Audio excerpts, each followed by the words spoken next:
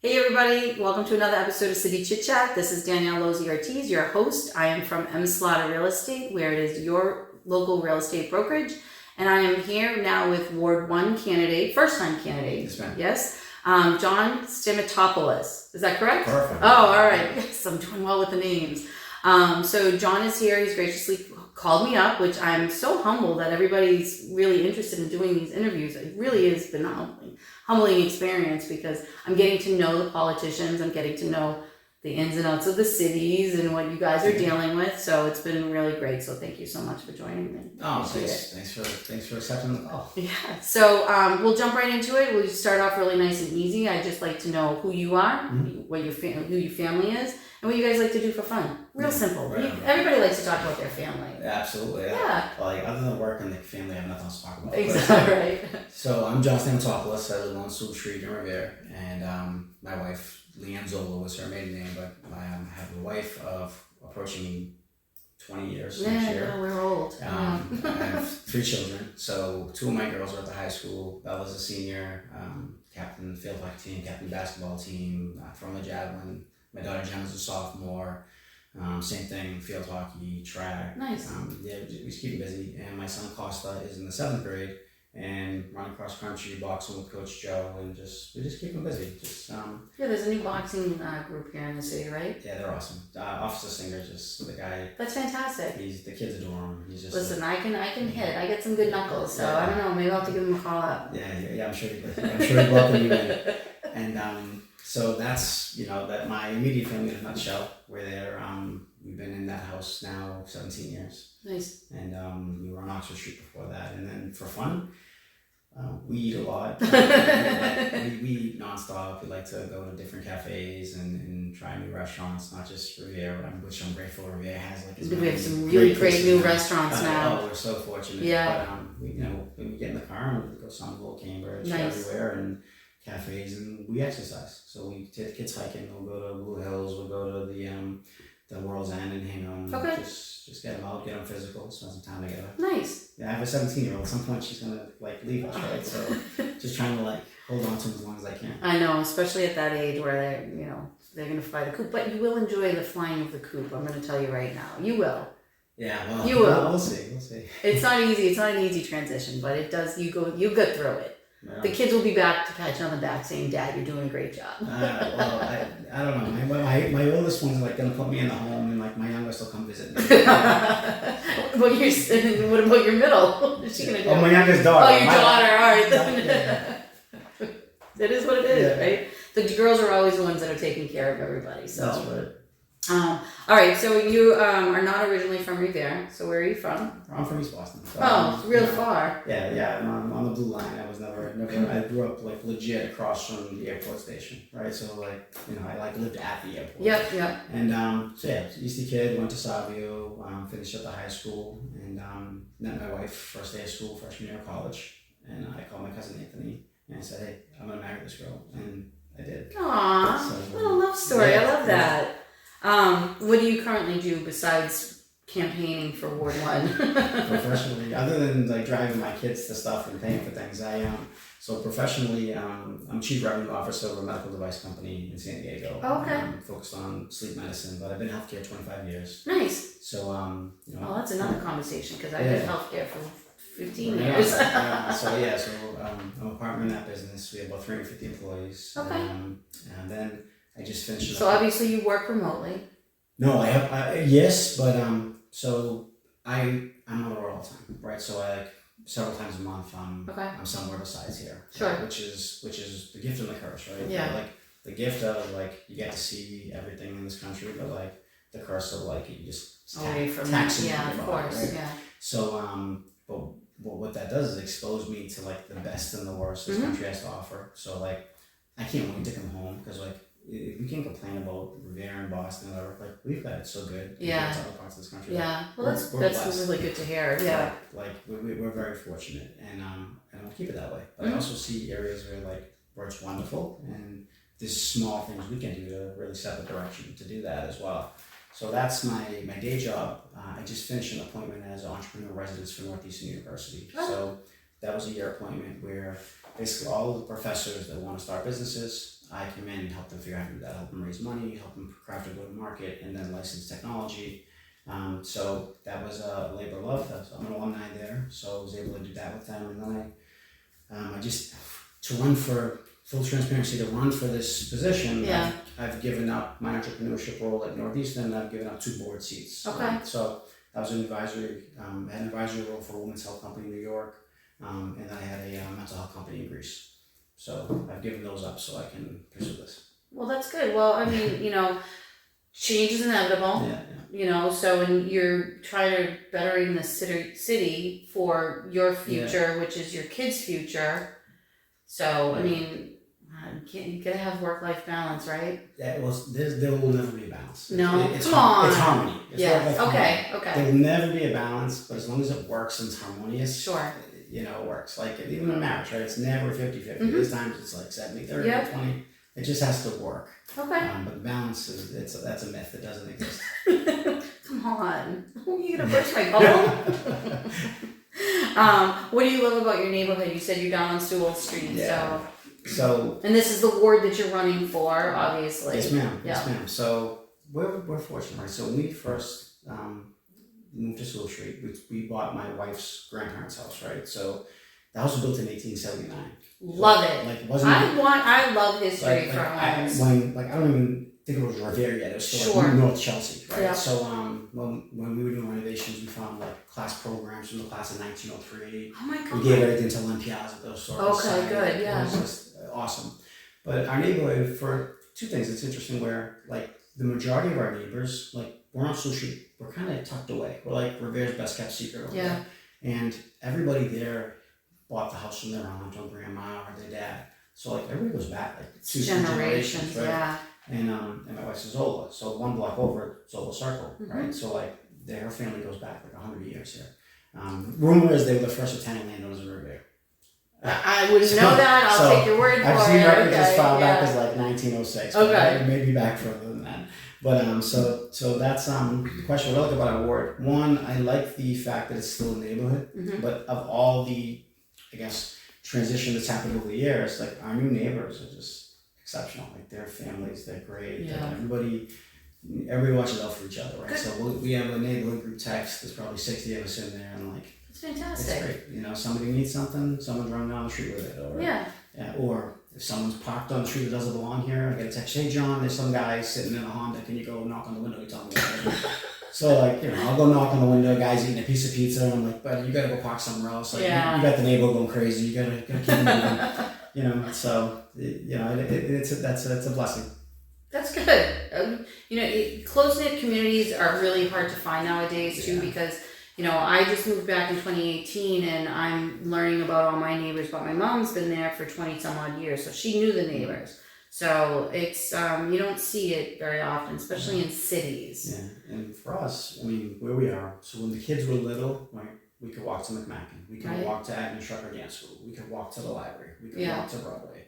There's a church at the corner. There's three churches. Three churches, yeah, right. Right, so we just really took advantage of everything. That's right? great. So that's special. Yeah. You can't do that everywhere. No, you really can't.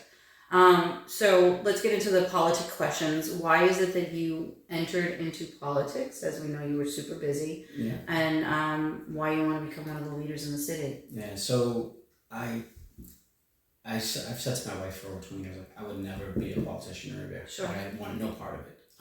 But it got to a point where I've watched the city fumble a lot of opportunities to kind of redirect and get things right. And I've watched things happen without really any, what I feel, moderation or oversight. I've watched things be neglected for decades. And we went to Mexico before the 4th. And it's a true story. I was considering it. I think the word got out that I was considering it. I got 37 phone calls that week over Mexico saying, hey, you got to do this. Sure. And I decided, you know what? Initially, I said, well, maybe I'll go school committee because we've got to get this school situation under control. Which is a big bone of contention in the city right now, yeah. As it should be. Yeah. And then after some discussion and dialogue, I was well, if I'm ever gonna help set the direction for the school, get these streets actually repaired to where they should be, I need a vote and a voice from the council. So school committee's not gonna get it done. They've been given green lights, their whole way for everything they've tried to do, and they got to the finish line and, hit the brakes. So I gotta get on the council to get these kids what they need, take care of our elderly that are sitting on streets where they're pumping in every day, and make sure public safety wise that the beaches are still a great place to go to and people want to come to, and make sure that we're giving all of our public safety, and that includes police, fire, DPW, that we're giving them the people, the equipment, and the education to do the right things. Yeah. Well, yeah, I mean, it's really important. So that's how I'm in this race. And the so Ward 1, which I'm not familiar with as far as all the ward councils goes, because I've been doing city councilors at the present time. So Ward 1, what does that cover? What areas is it? It's enormous. It's so from on Broadway, from Citizens Bank, to the hockey rink, which touches Chelsea, through Suffolk Downs, includes the Garfield School, includes the Beachmont School, touches to the ocean. Okay. So it's huge. It's huge, and you're covering all of the new development that's down there. Yeah, there's so much of that, and I've shared it before. Like, it's a unique place, right? So we're a ward where we have to interact with the MBTA, with MassDOT, with Massport, with the DCR. There's a lot. Not every ward has a training running through it. Right. We have a gaming license. We have a cannabis license. We have hotels. Okay. Not every ward has that. Right. Some are truly just neighborhoods. Yeah. We've got a lot happening. And we have one of our central business districts being Broadway. We have another commercial district around Beachmont. So there's just a lot of opportunity. Yeah. But there was 100+ acres of land that's now going to be thousands of units. The trailer park will be hundreds of units. The oil field is coming down. That'll be more building and development, mostly ideally warehouse and commercial level. Right. We've got to get it right. Okay. And this is a chance to do that. Okay, and what's your role in all of that? Well, it will be being a voice to say, hey, you want to build this big monstrosity here. Okay. How do we mitigate that? Can you build this in a way where we're using some of those funds for mitigation for the community? Okay, you want to do this, that's great, thank you, but we need to make sure it's predominantly commercial, or we need to make sure that the infrastructure around it, which is crumbling from years of neglect, that we can update that. So do you do part negotiation, like for, well, not just the constituents of that particular ward, but up against these, like we were talking about the big developers and where the money's going to go? You're not an army to one, right? The mayor, the city council, everybody's with you, right? But if this is the community that you're trusted to represent, to create policy, set the direction for, you've got to be the voice. And doesn't all fall on you, right? You have to be the voice of the customer, right? So your residents will come to you and say, hey, this is what we're dealing with. We can't handle any more traffic here, or they're going too fast. Sure. Right? So you're either going to crawl or you're 100 miles an hour. So you've got to balance that out. What do these people need? They need better lighting because they can't cross. Do they need a facelift to the stores? Do they need sidewalks? Yeah. Do they have 200 people parking on a street that has 6 parking spots, right? There's just things there where you have to be the voice to say, hey, listen, you put it here, but here's the rules of engagement. We need you to have this, and this. It has to conform to the neighborhood. And, if you're willing to make these concessions and accommodations, then the folks will be supportive of it. So your ward basically has probably the largest development that's going on in the city, because you have the Suffolk Downs project, and there's so, I don't even know how if this even question's going to pertain to it, but it's where you have all of this new construction and new development. What are the most improved things that you want to see in this ward? Yeah, a big part of this, and I've been vocal on this since when the city was trying to bring a casino here. Okay. I was always saying, hey, there's a better use for Suffolk Downs. Sure. Right? And I'm pro progress. I'm not anti-development by any means. Of course. Right? But it's got to be moderated, and it has to be to the betterment of the community. Yeah. Right? So it has to be commercial where we're creating jobs, we're creating tax revenue for the city there. You can't just keep adding living space. Yeah, and so full transparency, like I have kids that are in high school, another one will be nearing the high school. And we have a discussion as a family of like, hey, do we want to stay here?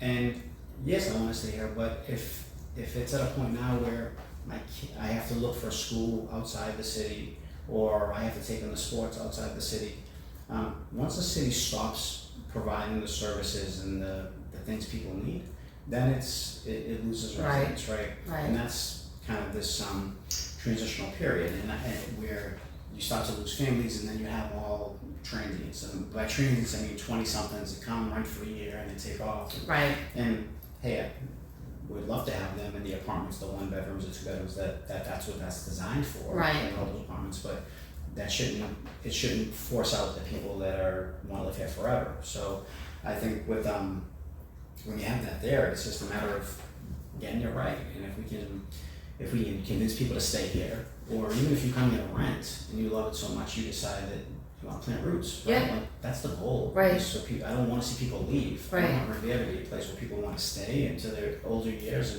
and we make that something they can do. Right. Yeah. We have certain benefit or certain perks for our seniors to help them that are on a fixed income. Right.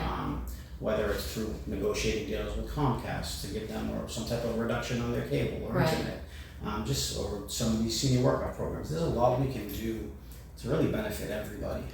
And I'm sorry if you have the question. No, go ahead, keep going. I'll run you all day. You can go, keep going. I'm just seeing my next question. That's all. Yeah. Some of the other things that are great about this city, but I also think it's we have incredible diversity, right? Yeah. Like I tell everybody, it's like World Cup soccer. It's like 27 different countries on the field. Like everybody looks different, sounds different. Every kid's mixed. Like it's beautiful, and we have to make sure we have equal parity. That we're serving everyone equally. Right. And we'll get to that. Like this election year, we finally there's an opportunity to change the council to be reflective of the people it represents. But I also think for some of us that are running now, that have kids in the city, kind of already know diversity. We're already celebrating it, right? So any one of us that coaches on a field or teaches a program in the city, we see that mix, and all the kids know is diversity. Yeah. So we're there. Right? Yeah. Like the children will save us. Like we are there. But we just need to make sure that we're giving everyone equal opportunities. Yeah. And some of the kids in this city and the families, I won't say kids, families, they have needs that need to be serviced that we just have to make sure we're giving them access to that, whether it's secure housing, whether it's access to food. We set up a food bank at the Revere. I was on the governing board there for 7 years. We set up 1 or 2 food banks here and there from the Greater Boston Food Bank because we had such extreme need, right? So there's a lot of things we can do. We opened up the whole community. It wasn't just for the school. Right. It was for anybody Whoever in the needed community it. that was in need. Yeah. You're welcome. We took away the stigma. So I think we have the opportunity to really continue to be a great city, and we do a lot of amazing things already, but we just got to continue to gas. Yeah, for sure. That's great. That's fantastic. So 7 years ago, so you already started your political career back then. You just didn't realize it. I mean, that was a volunteer thing. I'm a missionary. Right? I'm a missionary. That's okay. That's nice. Yeah, it's. You're blessed. It's what you do when no one's looking that kind of judges you, determines your character, right? So that's nice. It's fantastic. What sets you apart from the other candidates? Since I think we kind of got that out of you. But what sets you apart? I can't speak for everybody, but I bring a perspective to Revere that is greater than 1 square mile, circle on Broadway. I see the best, I see the worst.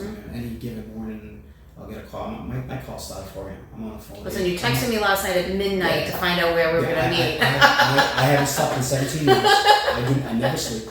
And I'll be on the phone with Israel, I'll be on the phone with Greece. Oh my goodness. And I work my day job, California office, right? So it's so you just go. But for me, you have the opportunity to bring perspective and experience from other places here. I've had a few initiatives in other parts of this country where, again, most people don't even know what I'm involved in. I'm involved in the Council on Aging in Miami to help the old people age in place down there, make sure they have services. Helped rehab parts of Camden, New Jersey to make sure there was access to healthcare. Okay. The northeast neighborhood of Hartford, Connecticut, that was a healthcare and food desert. Yeah. And we basically rehabbed all the parks, got people back out so they could be active. I've worked on human trafficking initiatives in Southern California.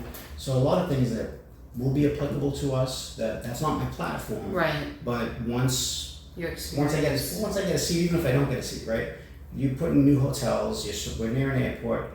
Like every one of those hotels should have human trafficking training. Make sure that that's not happening. And I know it's happening in our city. Just make sure that there's all these safety measures in place for mental health, for SUD, for all these things now that other cities are taking advantage of, and states are funding, and governments are funding, that we just gotta plug in and do it. Sure. Yeah, that's fantastic. Yeah, so I think I just bring a much needed lens to the city that I haven't seen historically. I agree with you. I mean,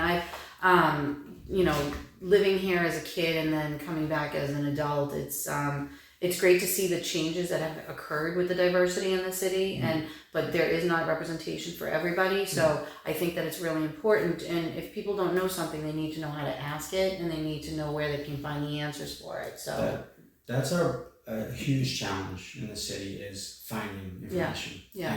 And I'm not shy, right? So if I need something, I think I have everybody in the city on my phone. Right. I'll call the chief. I'll call the CFO. I'll call whatever department. And I don't care if it's 11 p.m. I'll text them, hey, I'll buy you coffee. Let's talk. And because before I put things out there, I want to make sure it's correct. Right. So like, what's the timeline and milestones in this project before that gets put out on social media? And we say, hey, this is happening this week. No, it's happening in 4 years. Like that's not true. So it's just a matter of just being able to find stuff. And I met with the mayor this morning about something that was put out in the Advocate last week about grant money for building Shirley Ave and Broadway businesses for their signage, their lighting. I said, hey, why isn't the Square and Beach Mall part of this? Like, why has nobody come to you and said, hey, we have another commercial district in the city. Right. Why isn't it open to any business in the city? Why does it have to be these two streets? And there's block grants and initiatives that have certain requirements. So I spent the next 2 hours Googling, all right, what are the criteria for these different initiatives? And how do I unlock that money for the business owners that aren't on Broadway or Shirley Ave? Yeah, it's a lot. Yeah. It's crazy. All right, so I'm going to wrap it up. Yeah, we talked a lot. You do. No, I'm kidding. But it's great. No, it's really great to know, because not everybody can sit down this way and get to know who it is that they want to vote for. So, no, I really appreciate you coming in. But we are going to wrap it up. What is something, and it can be fun, it could be quirky. A couple of them said that they were musicians. What is something that most people may not know about you? Got a secret love for... Chinese food. You're a special cook. We just eat. We eat. We love Mexico. Awesome. We're going again in about a month. We've been 3 times this year. Just love Mexico, and like taking the kids to see things, and we've been fortunate. I've never been to Mexico, I have to say. Is it a tequila thing? It might be a tequila. I love tequila it's as a tequila thing. Yeah, I'm a tequila guy, and tequila and champagne. I have two ends. And it's just I just love the people. They work so hard. Yeah. It's incredible. It's a very warm culture. Culture. Amazing. Yeah. And absolutely. the sunny weather doesn't, put a despair on it either. I mean, that's like the color of skim milk, right? So like my kids are SPF. What happened to the Italian in you? I come from a family of Italians who are all like redhead and freckles, right? So we're putting like SPF 200 on the kids. Yeah. So that's awesome. Thank you. Well, thank you. I appreciate you coming in. I appreciate you. So the preliminary is in a week from today, yes? Yes, ma'am. And we are in early voting now, up through Saturday, I think it was. Please get out there and vote. I don't care when you do it, but just do it. Everybody in the city has things that are concerning them, but it's shocking how many people actually don't vote. So please just get out there and do it. That's your right. That's one of the reasons why I wanted to do this, was because I want people to go out there to vote, because we need to have their voices heard just as much as the candidates that are running. So it's not just about them. You all represent us. Thank you kindly. No, we're the voice. We're the voice for you. Right. So, tell the people where they can find you if they want to reach out to you and have any questions. Yeah, absolutely. Check me out on social media, John for One. You can go to johnfor1.com. Learn a little bit more about me there. Please, I return all calls. I return all texts. Feel free. All my contact info is there, and I'd love to engage in a dialogue and figure out what you care about. Thanks, that's awesome. So that's a wrap. This is Danielle Lozzi-Ortiz for City Chit Chat. I am your local real estate brokerage, and you can reach me at 617-285-0667, or you can email me at dlozzi, that's DLOZZI05 @gmail.com. I'm planning on going out to the businesses, but if you know a business that wants to be featured and wants to subscribe to our newsletter, you can do that. You can go to parkbench.com, you can go /Revere, and you can subscribe. And if you know somebody that wants to be interviewed, they can just click on the button to be interviewed. So again, Thanks for joining us, and thank you again. Thank you. We will be back with another interview, I'm sure, shortly. So thanks. Remember, shop local and always be kind. Bye.